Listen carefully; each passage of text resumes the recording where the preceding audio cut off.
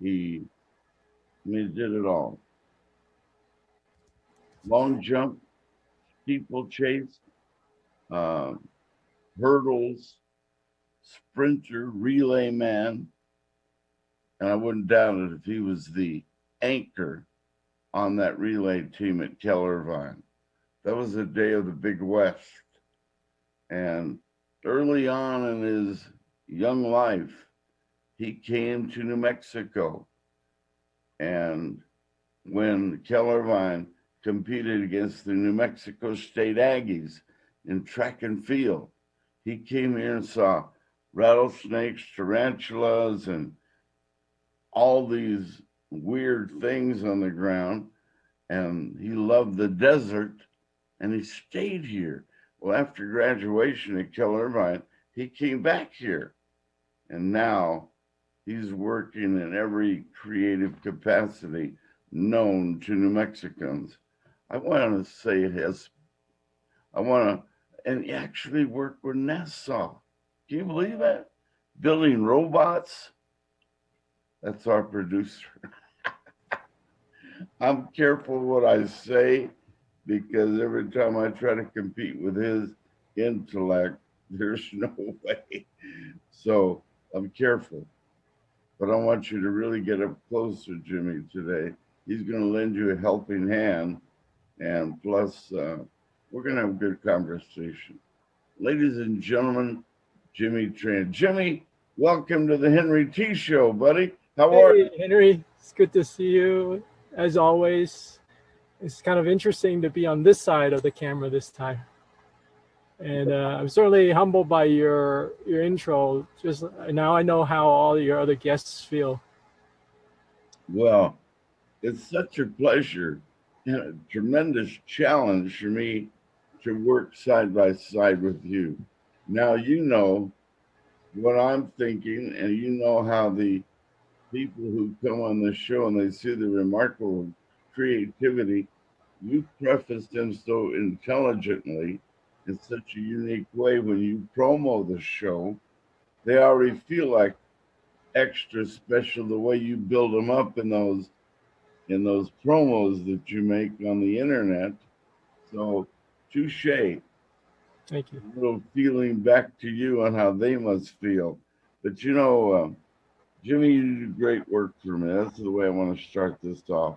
My gratitude to you is forever grateful. Thank you.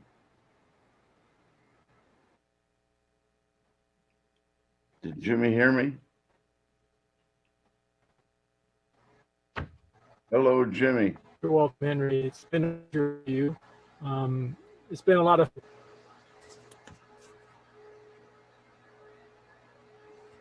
Sorry, my internet is a little bit choppy right the minute. Yeah, Okay, can you hear me now? say Okay, sorry about that. it's challenging but very enjoyable to work with you on a daily basis. Well, I really enjoy working with you as well, and getting to meet all the great legends of special superstars of New Mexico. You at the Lobos and all that, and I'm looking forward to meeting more of them. Well, you don't know who you know until you start putting them on the show. Yeah, And there's a whole bunch more of talented New Mexicans that we will introduce to our audience in the future. But today is your day, buddy. Thank thank you. you. You're welcome. Thank you. This You is know, let's go back to your childhood, mom yeah, and dad, your family. Man, you're amongst greatness right there, I'm sure, because I'm sure they passed your genes right into your genes, literally. And you came out brilliant every day. In college, I can just imagine how you did at Irvine and high school too. But man, were you? And this is a serious question. Were you one of those students that the teacher or professor said, "Jimmy, go sit over there because you have a little bit more going than these people over here"? I mean, not literally be that rude, but were you singled out maybe just you and your teacher, or you and your professor? I've had those moments, I would say. Uh, More when I was younger than I was when I was older. When I was older, I was called out for other reasons, and we won't mention those. Well, when you know what you know so early in life, did you did it puzzle you? Gee, how did I know that? How did I understand that so quickly? Wow, I'm special. Not to be egotistical special, but just to know that you had something that was special. Yeah, that was one of the things that was kind of interesting is that I wrestled with, well, how is it that this information is in the. Now one of the things that I have to say though is that when I was younger, I was very shy, and so I spent a lot of time um, in the library or reading books and stuff. Encyclopedia is one of my favorite books to read. So that's where I learned a lot from those. I mean, this is we didn't have TV at home, so at least not accessible. Our parents didn't let us watch TV that often, and so we had to find other things to do. And so reading became kind of one of those things that we did for a while. Um, Being an athlete, how did you find out you were athletic? I would say probably in the fourth grade, we had a kind of it was the Olympics was kind of the theme of the year because it was the Olympics, and so we did this Olympiad, and I was able to excel, and I won gold medals in all the event that I did, and so that kind of got me thinking. It's like, hey, I could probably do something like this, and so I started competing more and more. I didn't. My parents were not into sports, and so education, the typical Asian uh, family, so sports was not a priority, but academic was. And so I did the academics, and then I did sports mostly on my own. Mm. Now, you grew up where? Southern California. Mm. Our family was immigrants from Vietnam, and so we were those boat people that you probably have heard about in the news and so forth. And we were refugees from after the war and all that kind of good stuff. Uh, well, that was an era when, and I'm going to guess, and I'm not really sure of your age because I hear one thing and then you look so young and then you tell me another. So age is irrelevant, but I'm going to guess was though when you grew up, was that the era or the year or that special time when the Olympic Games took place in Los Angeles? Yes, I grew up in the LA Olympics year. Yeah, so that was '84 Yeah. because 1980 was the Russian Olympics that we boycotted, and so '84 was when I you know was um, in school when it all kind of happened. Well, you run so many events, you were in so many different events on your track team that were you were you trying to be a special athlete out there? Like, what's the event? Decathlon. Well, I learned about the decathlon later and discovered that hey, I could probably go for that, and so I started training even like I increased my training doubled my time, and by doing that I ended up injuring myself in college, um, but in high school I was able to do a lot more. They I was able to score, and they counted on me to put points on the board for the team, but we had a limit of how many events we can do. So I I can I think I forget how many. Now, your introduction to New Mexico is an interesting story. Yes, it was. It was a Big West Conference championship, and we were down in Las Cruces. I had no idea that it would later be my home in New Mexico, but at that time it was just definitely an unusual experience growing up in LA, the urban jungle, if you will, to the desert, and really kind of a very unique and very different experience for sure. When did you see your first rattlesnake? Tarantula? I've Or, seen tarantula live, but not a rattlesnake. I've seen dead ones. yeah. Well, it's even somebody who's lived here every day of my life. I've seen them, shock me like they used to, but they're here. And we have a unique climate. We have unique things here in New Mexico. And few water spots. I bet when you drive by a water spot here in New Mexico, you actually get out of your car and go walk. You go say, "Wow, lake! Haven't seen one for a long time because they're few and far between here." I mean, did you miss the water? A little bit. We didn't spend a lot of time at the beach, but I really enjoy the desert a lot, especially the wilderness aspect of the desert, like in the East Mountain. So The creativity as a producer, engineer. I mean, you can look at a camera in a studio at any of the TV stations in town and understand gadgets better than anybody I know. The equipment that we use today, I mean, really, a camera in your hand that's got a better look than the camera in a studio of any of the local TV stations. The resolution is, man, it's perfect, and it's in your hand. Everybody has one. yeah, That, these that days definitely those are definitely the way of how things are today, and they're getting even smaller and more um, incredible in terms of the resolution. I mean, we're talking about like 4K and even 8K now is starting to become more popular.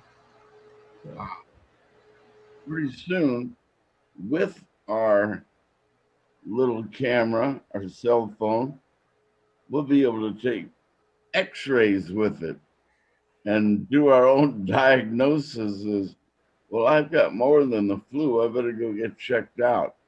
I mean, there's no limits. There's really nothing that surprises me anymore.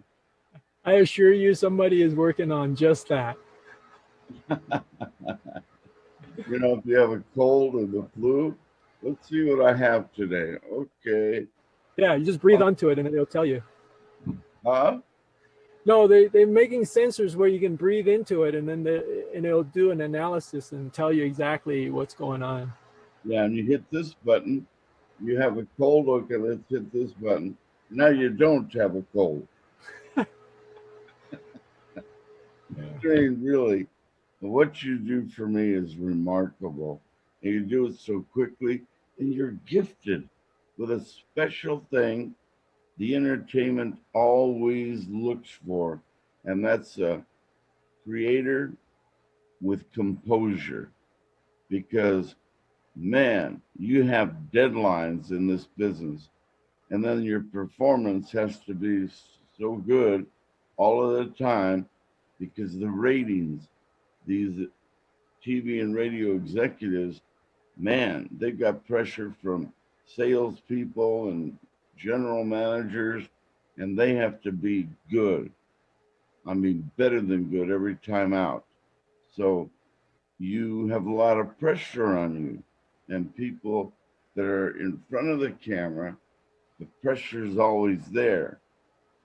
And but the composure is not always there. If somebody loses their composure on air, they're not going to be there for the next show. You know what I mean? Yeah. Oh yeah. With your composure and the talent's composure, you're probably going to have a pretty good show. But if either one loses that composure, Yeah.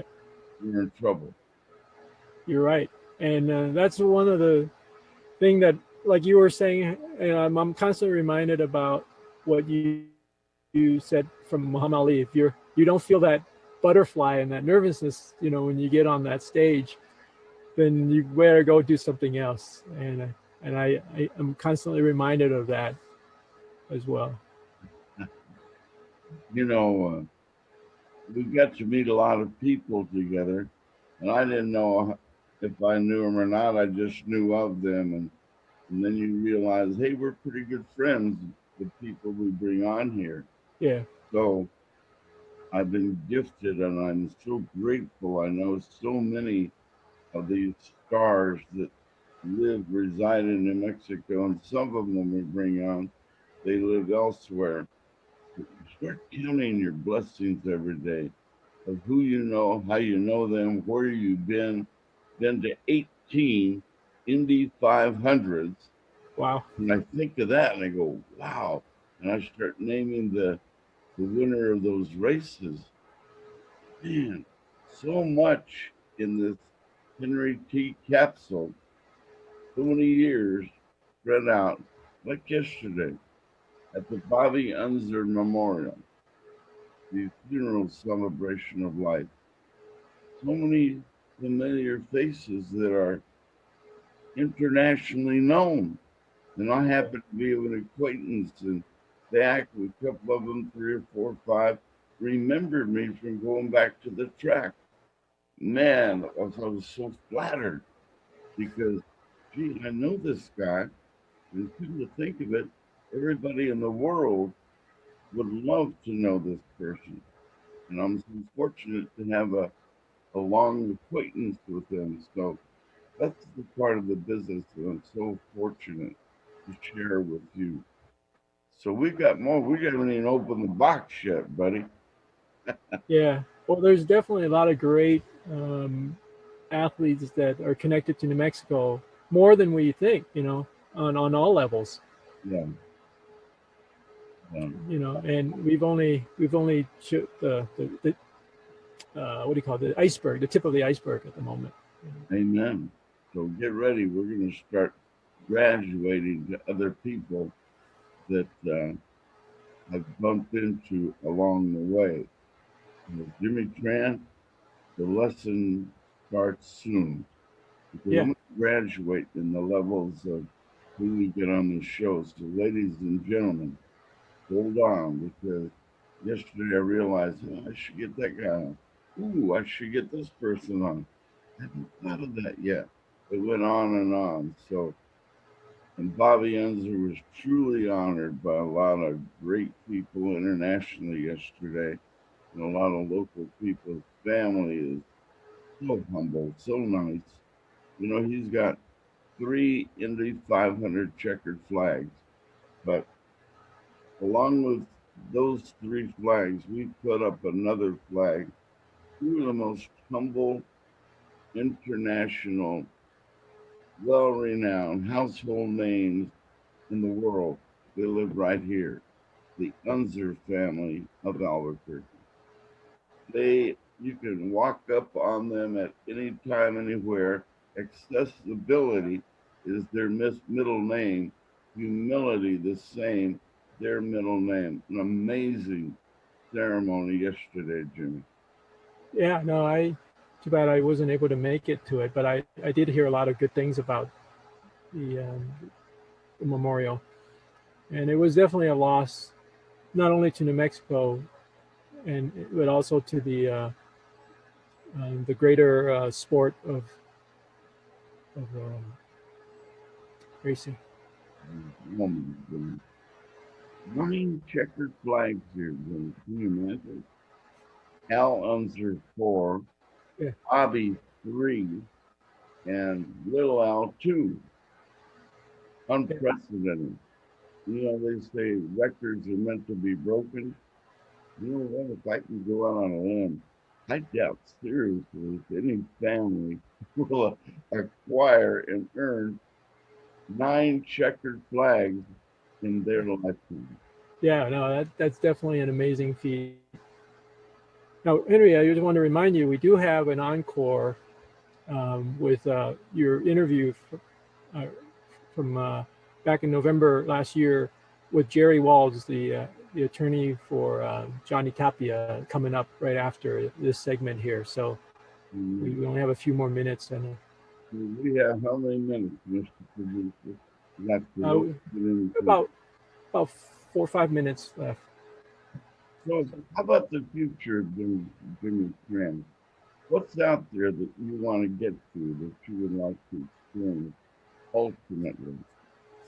Well, one of the things that I've been wanting to do really is because there's been a shift that's happening in the business world, and I want to be able to empower more people to be entrepreneurs, and as automation on one side is eliminating kind of jobs that are a little bit more tedious and even dangerous.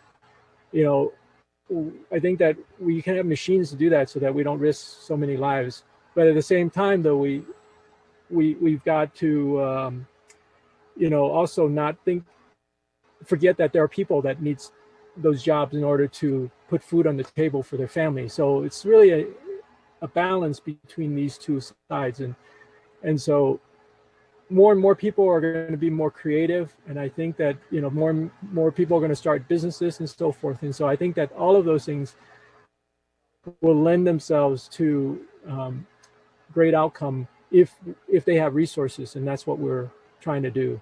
Well, right now we're going through a difficult time in our entire world. We're trying to fix what a virus has broken, and most people. Yeah. You have found a machine that'll aid every family out there. It's a miracle. You found out about it. Literally, what is it? So this is an air purifier.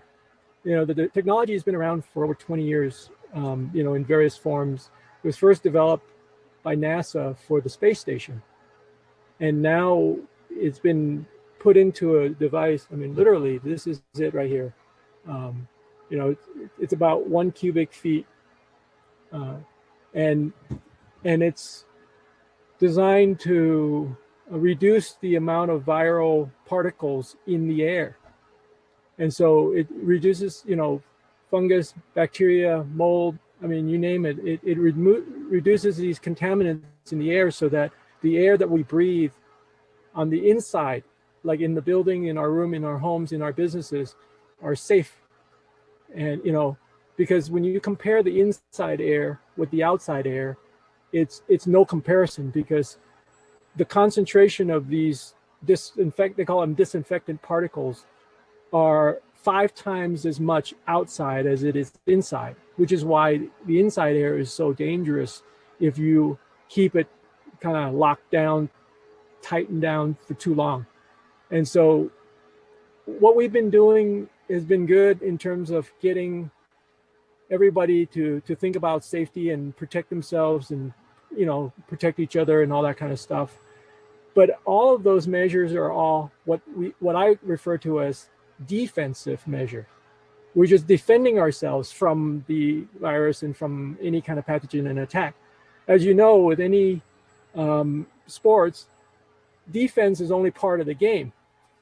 You need to go on the offense, because if you don't score any points against your opponent, right, it's not gonna help you win. And so the way that this device works is that it actively goes and it creates these particles, and then it puts it out into the air inside, and it starts to eliminate these particles, to reduce them so that they become harmless.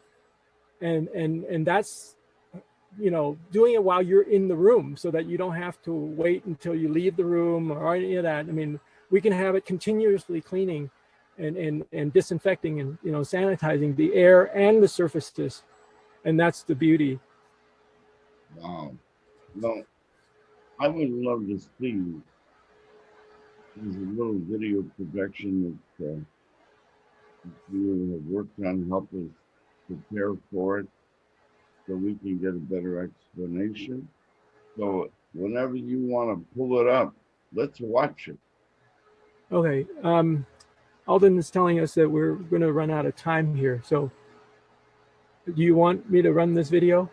I It's would too, rather see it. We can shorten our interview with Mr. Wald. yeah. That's okay. Okay. It's just the end there. Okay. So let me do that. Give me 1 second. And then I want to let everybody know that today's program is brought to you by Marty Sykes, your good neighbor, State Farm agent, because somewhere today we want to start talking a lot about Marty because he's selling a book. He's your buddy. You know him so well. So I want you to know that Marty Sykes is bringing you every Henry T show from now until forever so we can get that word out to you that Marty's got that big book coming out.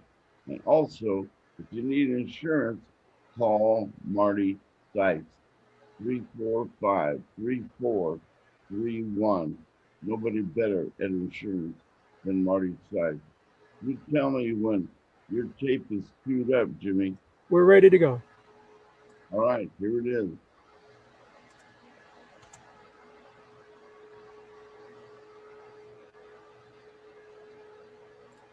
The virus that causes COVID-19 and other pathogens are reminders that bad air can kill. You want protection to keep you healthy and give you peace of mind, but you won't settle for just any protection. You want the best out there. Active Pure.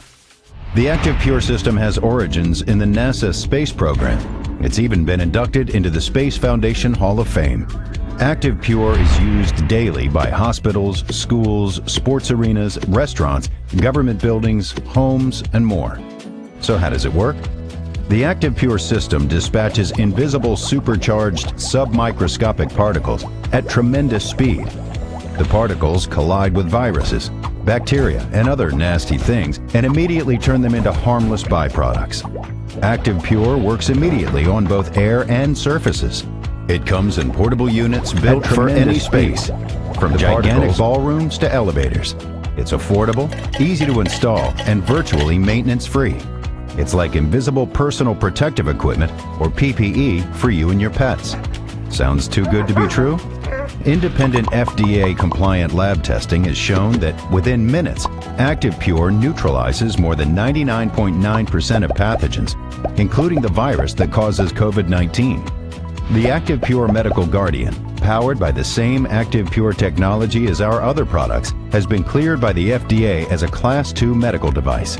There's only one Active Pure. Beware of claims for other systems like HEPA, bipolar ionizers, and UV light. They're passive and slow. Some trap pathogens, but don't destroy them. In fact, many of them are so dangerous people can't even be in the same room while they operate. No system cleans the air faster, safer, or more effectively than Active Pure. To give your family and your customers peace of mind, choose Active Pure, protecting lives with air you can trust. To get Active Pure for your home, office, store, or organization, contact your local distributor.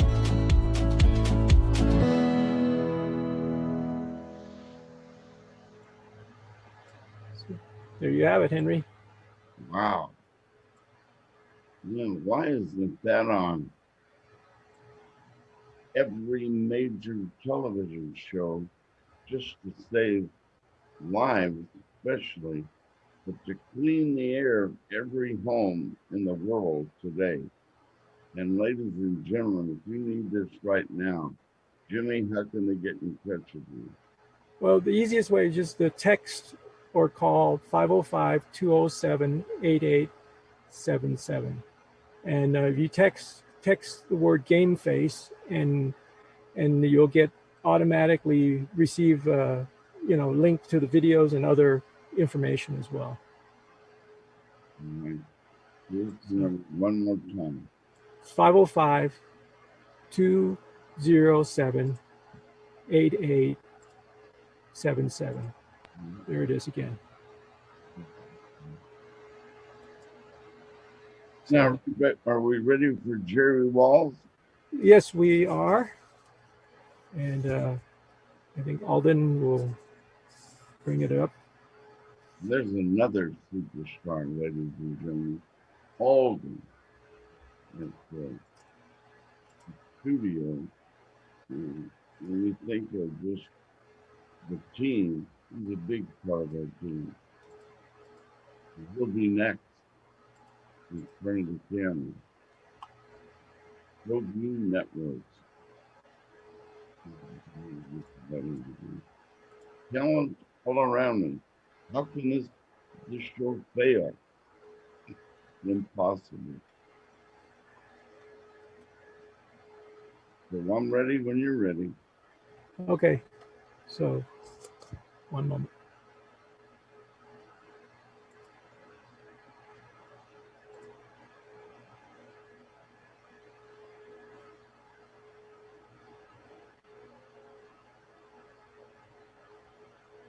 Hello, I'm Henry T, and welcome to 3 TV entities today. Henry T, GameFace Live, Comcast 26, and wow, the great big ProView network. Man, we're everywhere today. And I'm a little nervous today because the viewership is way up there. And really, I'm nervous and fired up at the same time because today we're going to interview a friend of all of us. You know, and I say it with great respect and not to take any of the acclaim of the name Savior away from the Savior, but here's a man that does the same work on earth. Every time I turn around, Jerry Walls is saving somebody, guiding somebody, helping them through something with his advice, with his law practice, whatever it might be. He's lifting people up. And you know, there's two kinds of people in this world, givers and takers. Jerry Walls is one of the greatest givers we'll ever meet. Long time, very successful attorney in New Mexico, known throughout the planet for his craft. And, you know, he's argued cases all the way to Washington, D.C. I think he took part in some legal work at the Supreme Court. This guy is so successful in his position, but maybe the most recognition he's ever had as an attorney was being, first of all, the beloved friend and attorney for the great 4-time world champion fighter, Johnny Tapia. We bring on Jerry Walls today, and I tell you what, Muhammad Ali told me, when you stop getting nervous, you stop getting the butterflies, go do something else. Today, I'm full of butterflies because Jerry Walls is with us today. Let's go to him right now and go down memory lane with this famous man. Jerry Walls, good morning. Man, I'm nervous. I go like this to you with great respect. How are you? Well, good morning, Henry. And I go like this to you because you have been a friend, a mentor to us all, and we all hold you in the highest respect. I want to thank you for those very kind words, that wonderful introduction, and it touches my heart. And if there is somebody that's a giver who has helped the entire community through an entire career, who's been in the Sports Hall of Fame, it's Henry Tafoya. And so, Henry, thank you for being on your program. I am the one that is honored, and I thank you immensely. You know, let's just talk briefly about you, and then we'll get into that exciting subject matter of which we brought you here today for. You in your practice, You're so well respected throughout the planet, and I mean that. People around the world know Jerry Walls, but in our country, you're always on an airplane, you're always on your Zoom, you're always arguing cases that few people are considered to work. But you have this acclaim and respect of every big organization in our country. They go to you for a lot of things. If you don't mind, give us a little critique of what you do or a quick resume of who you are legally. Thank you, Henry. I've been very blessed. I've practiced law for 40 years, and I've been very fortunate to do many high-profile cases, both civilly and criminally in state and U.S. District Court. I've also had an amazing appellate practice in state and federal court. And at the federal level, I have argued at least 60 times at the 10th Circuit Court of Appeals, including where now Justice Neil Gorsuch of the U.S. Supreme Court used to be at the 10th Circuit. So I appeared many times in front of now Justice Gorsuch.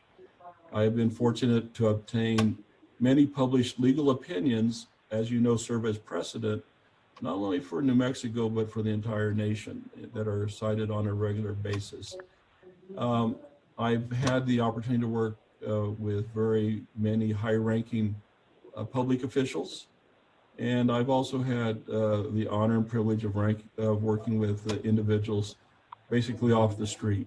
And I treat everybody the same way, and it's just been a great career, a great ride, and I'm very thankful. And along the way, of course, I got to meet people like Henry Tafoya. I had the honor and privilege of representing, as you mentioned in your introduction, Johnny Tapia from 1994 until around 1999, where he added 4 more titles, world titles, after getting his first world title when he beat Henry Martinez in the pit. So it has been a great ride. It's been a wonderful ride, and I'm not finished yet. Wow. I told you, ladies and gentlemen, see, that's why Henry T's a little nervous today, because I'm with Jerry Walls. But I met Jerry. He's a very humble man. That's where we'll start. Humble leader, savior, Jerry Walls. I met him as he represented the great fighter, the great athlete from Albuquerque, New Mexico, from the Wells Park and Old Town Boys Club community. He represented Johnny for all those years that he just mentioned. Johnny was an athlete, one of the best I ever knew. Not only could he fight, but he was quite a point guard on the basketball court as well. But he was so talented as a fighter. He was very special. He had the hand speed, the athleticism, the foot speed to move around that ring and stay safe and stay away from big hits and danger. But he had the fastest hands maybe I've ever seen in the ring. And I've seen the great ones. Muhammad Ali, was he fast in the ring? Johnny was lightning fast. The attributes Johnny has as an athlete, why don't I serve that up to you and you be the articulate one? Describe what an athlete Johnny was. I'll be glad to do that, but let me say that Henry Tafoya was quite the basketball player too. In the early days, Henry and I squared off at Boys Town on different teams, and back then the general rule was no blood, no foul. And Johnny Tapia, I had the honor and privilege of playing some one-on-one against him while he was preparing for the Danny Romero fight. I went to Big Bear, and he had a basketball goal and a big wood fence, and he was quite the point guard, and I was in better shape, and I'm a pretty good ball player. And Johnny was so competitive. So competitive. I went up to block a shot, and he ended up going down to the ground and into the fence, and he popped up, and Teresa was howling and laughing, and Jesse Reed and Robert Gutierrez, and Johnny said, "Mr. Walsh, that was some kind of a block, you know." And I said, "Well, Johnny, don't drive on me like that, you know." But anything that Johnny did, he was good at. Ping pong, basketball. Don King told me that Johnny Tapia was one of the best jump ropers that he had ever seen or worked with. And the competitive nature of Johnny Top, you got to understand that. He believed in this slogan, refuse to lose. And it was embedded in his heart, his mind, and his soul. And he called me out one night when he was living on the west side to play ping pong. Well, Johnny didn't know that I was a ping pong player and won some championships myself. And so, and anyway, we're playing 3 out of 4. I beat him, and then it went 5 out of 7. We finally ended up with him beating me 23-21 at 2 in the morning. I said, "You win, Johnny." And that's the kind of guy Johnny Tapia was, multi-talented, multi-skilled, and the fast hands. Amen to that, Henry. Johnny Tapia was lightning quick, as they say, that without stereotyping, because you have to be careful these days, but he had the so-called speed of what was then called the black fighters and the heart and toughness of the Mexican fighters combined. And that's what made Johnny Tapia such an exceptional fighter.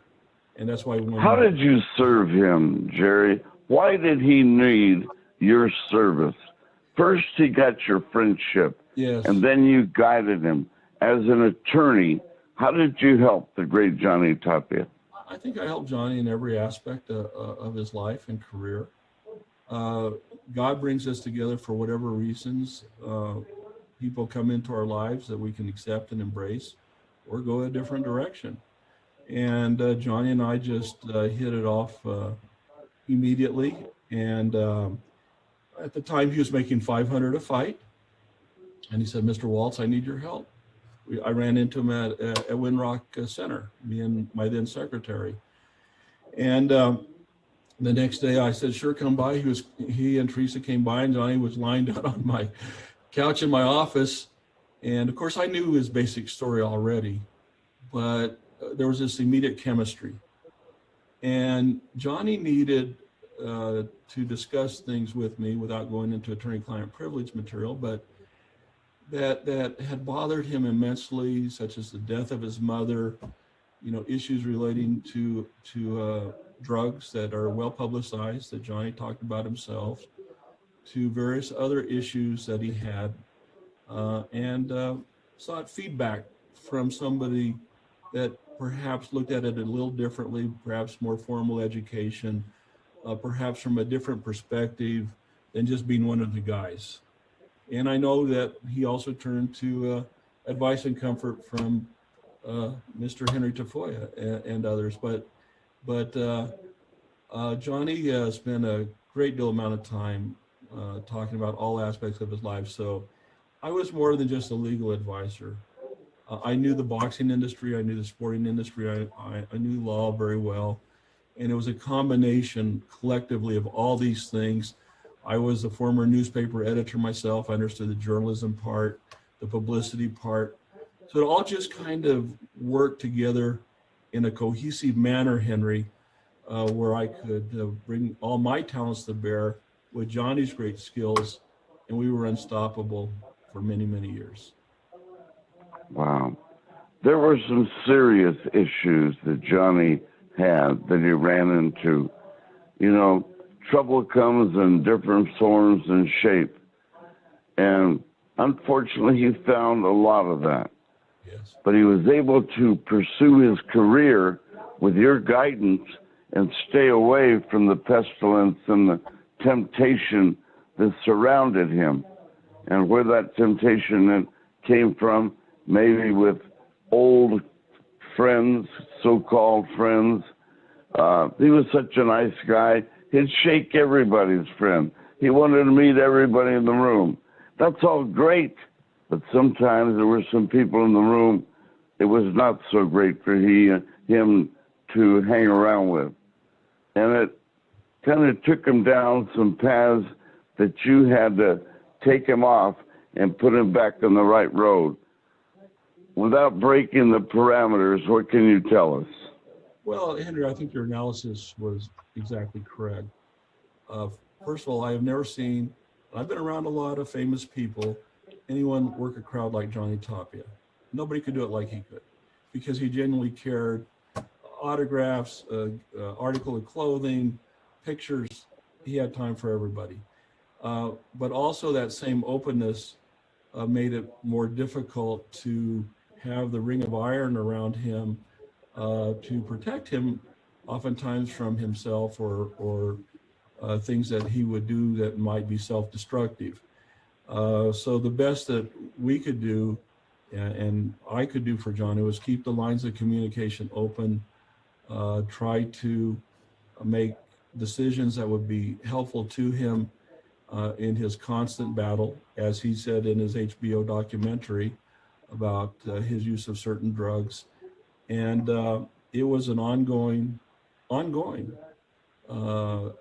at times time-consuming endeavor to help Johnny out wherever and however I could. And I think largely we were successful.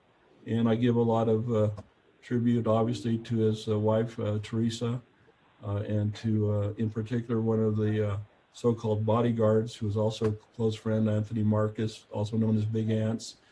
I tried to unify those around him in a common purpose to try to help Johnny the very, very best we could. I remember the first television interview Johnny gave was with me standing in front of Channel 13 next to Paul Chavez. Paul loved Johnny. They loved each other. They needed each other early on. But then later, Paul told me, he said, without Jerry Walls, Johnny would not be here today. He would have been influenced long ago by the bad crowd. Jerry helped him in so many thousands of ways. And Johnny was sincerely grateful to you for guiding him. Do you want to talk about that? How he paid tribute to you and said, thank you, I love you, Jerry. Yes, first of all, God bless Paul Chavez for those kind remarks. As you know, Paul has been deceased for a number of years now, and you're right. He loved Johnny Tapia from the bottom of his heart, and Johnny loved him. There had just grown a time in Johnny's career that it was time to move on. Not saying it was Paul Chavez or Johnny Tapia. That it just happens in sports. It happens in movies. It happens in life. Happens in law firms. You just start taking different career paths, and you need different people. And I did not know about that conversation you had with Paul, and that's very touching to my heart. But when we focus on Johnny Tapia and the work that everyone did to help Johnny, the best I can tell you, Henry, is that it was an absolute unified effort wherever possible. Obviously, I had discussions with Johnny that I can never reveal based on attorney-client confidences, and some of the things that he told me were just confidential and will remain that way, just as other clients have done as well. But all I can say is that Johnny Tapia made a continued effort during the entire time I knew him to live the best life that he could. And he struggled with horrific memories regarding the death of his mother. He had many challenges growing up. He had individuals that were more than willing to provide him with various destructive narcotics and drugs. And he overcame so many obstacles. And I think that's one of the reasons that people love Johnny Tapia so much, Henry, is because Johnny worked so hard. His story was so well known. It was on ESPN, it was on HBO, Showtime. I remember Al Bernstein from ESPN talking about it, and it was in books, Ring Magazine. And so all of us, including myself and the great Henry T., we've all struggled with our own internal issues from time to time. And so we could affiliate with somebody like the great Johnny Tapia, whose issues were known publicly. And we watched him work so hard, so very hard to climb up in boxing, because you lose one time at a certain stage, it's back to square one and you might never get another shot. And so Johnny would work, and then he'd get arrested, or he would test positive for a drug, and he'd take a horrible fall, and then would have to work again to build him back up. And in a weird way, it was almost like a soap opera that people were watching. But here's the good news. Most people were rooting for Johnny to make it. They wanted Johnny Tapia to make it, and he did not let them down. You know, he was a world champion. Yes. He was loved by all his fans here. What a following Johnny had. The night he filled up the pit against, in a championship bout against, was it Henry Martinez? Yes, that was the first championship bout, Henry Martinez. And, you know, talking to his wife, Teresa, God bless her, she was so good for him. And she relied on you, and she confided in you. But, you know, to have a talented attorney like you, without your guidance, promoters eat fighters up. Promoters eat athletes up. They exploit them. They take advantage of them. There was no taking advantage of Johnny Tapia with you in his corner. Way to go. Well, thank you. And I am grateful for all my trials that I have done and being questioned by some of the toughest judges in our country, including the great Justice Neil Gorsuch.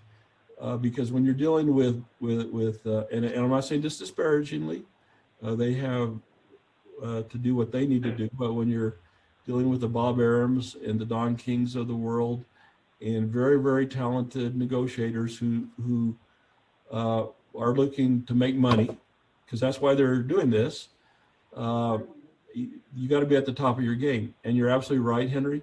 Without the appropriate legal representation, without the appropriate knowledge, they will eat you alive. They literally will. I remember whenever we were negotiating for the Hugo Soto fight, that was at the Duke. It was called Duke Stadium there, and it was going to be on ABC television, which it was. And we wanted to get into the six figures. And I remember, and I don't mind naming names, the Goosen brothers and a few other people from Top Rank were there and said, no, we're never going to pay $100,000 for a bantamweight fight. You know, get out of here. One guy who walked out of the room, and me and Paul Chavez were sitting there for a while, basically talking to ourselves. And we said, we're not going to do this, guys, unless Johnny gets at least 100,000 and cracks that market. And back then on bantamweight fights, going back to little Indian Red Lopez and so on and so forth, these guys were hammering each other out for championship fights for 15, 20,000. And here we wanted 100. Well, good news is we got the 100 and then some. And we started setting new records that I'm still proud of for bantamweight fights. And Johnny spoke of this even himself, that at the end he was making well over $500,000 a fight. And Wow. After Johnny's demise and me leaving that aspect of the sport, for what it's worth, and unfortunate, I have to say, the curve has gone back the other way. And thanks to Johnny and Danny Romero, he was very marketable. We had driven up the amounts being paid to those lower weight classes significantly. So we made a great contribution there. And again, that was a combination of their skill, Johnny Tapia's skill, and in all sincerity with my skill as well. Wow. You know, this is a good man, and he gets emotional, and I've seen him emotional in the room with Johnny and the fighters, and they loved each other. I've seen tears in Jerry Wall's eyes because he was so close to Johnny. He would do anything and everything for him. They were brothers, if you will. And let me ask you the most rhetorical question of your career, Jerry. Sure. How much did you love this man, Johnny Tapia? The love cannot be measured, Henry. It had no boundaries. And it was unconditional love. And I loved him as a brother, almost as a son, as a friend.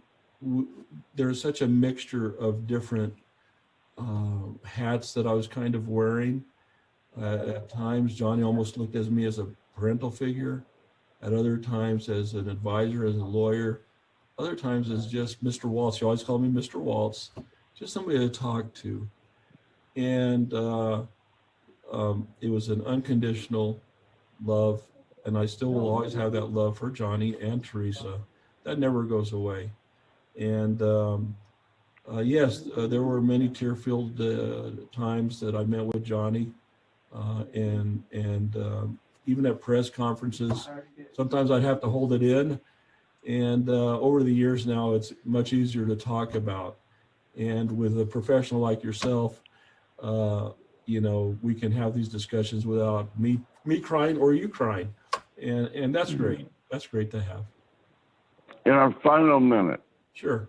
Johnny was inducted 3 years ago into the New Mexico Sports Hall of Fame and the International Boxing Hall of Fame.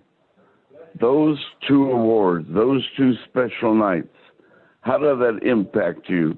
How did that hit your heart? Well, it made my heart happy. Now, I did not attend either one of those two things because my representation of Johnny ended slightly after his one and only loss, which I think he should not have lost on the scorecard, because I was also a professional boxing judge. I had my licensure, was the first Paulie Ayala fight. That was the very last fight that I represented Johnny Tapia at. I did the right thing. It's just like being a former president. Now that we're in the presidential election, you know, you should pack your bag if you're the loser, or you're no longer the person in power, and just move on and not be seen or heard.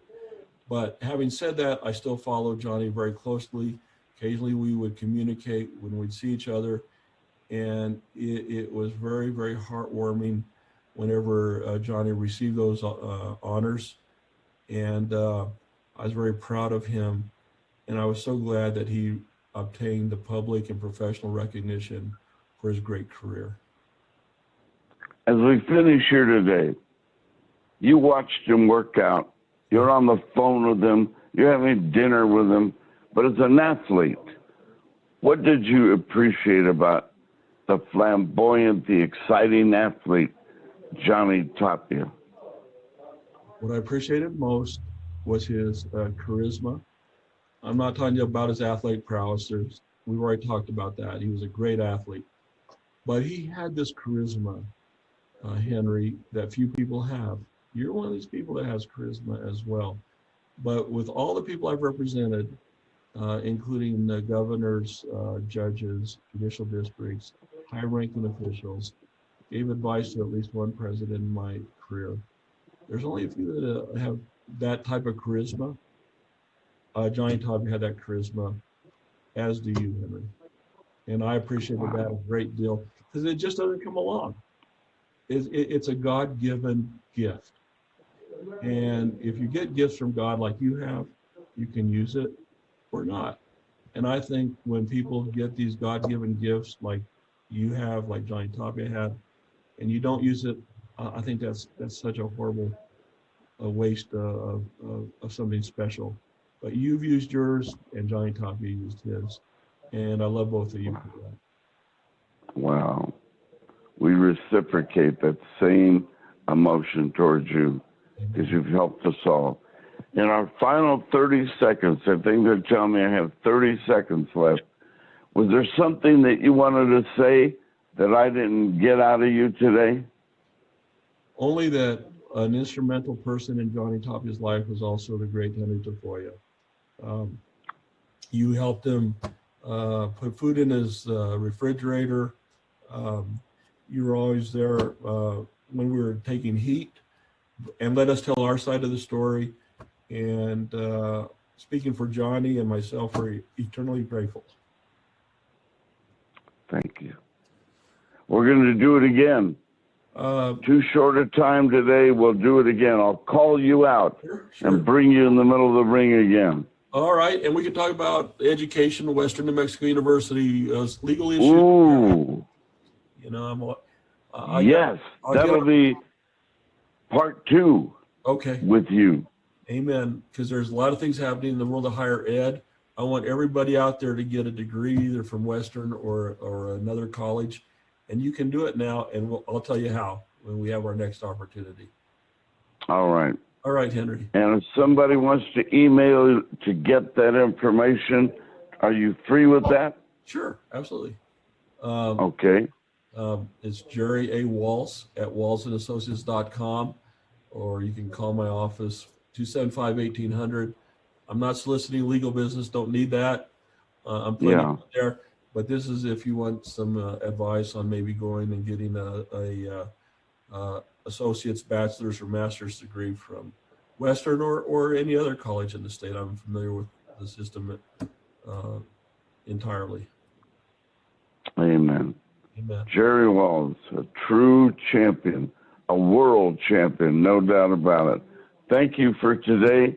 Part 2's coming up soon, all right? God bless you. I'm waiting for it. I'm calling you out, Henry. We'll have that session, okay? Amen. Thank you. I'll get to interview you for our very last time. I'd love to interview you as well. But we'll see how that. There you He's argued cases all the way to Washington, D.C. You think I'm going to put myself out there in front of this man who's so eloquent, greatest vocabulary on earth? No way. I just, no. Forfeit that opportunity. Okay. Well, we'll talk about that later, all right? I know you. Thank you, Jerry. Okay, Henry. Talk to you later. What a great man. Jerry Walls. Wow. Touching moments. Okay. Great memories. And I watched Johnny grow up, and I watched all the pestilence and troubled days come his way.